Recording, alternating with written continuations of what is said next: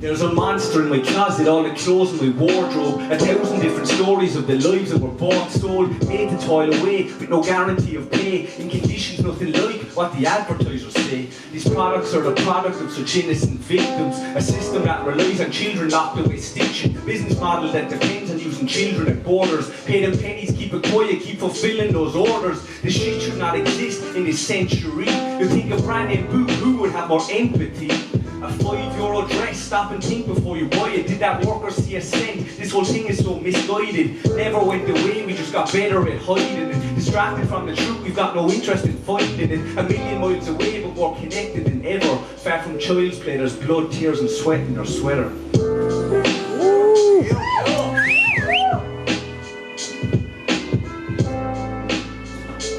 I hated those clothes. They were woven with the energy of my friends.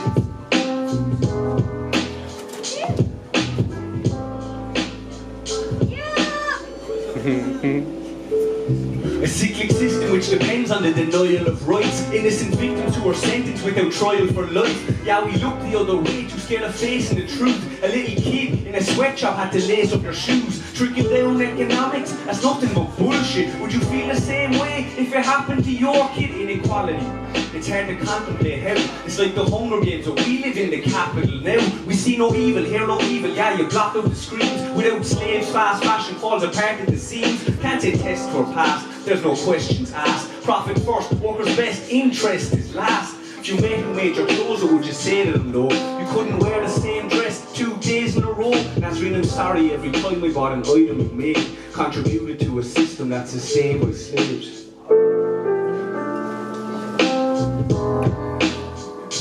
At the end of each day, I would collapse onto the large bundle of clothes and daydream where they would end up, who would wear them. Some of you wearing those clothes right now.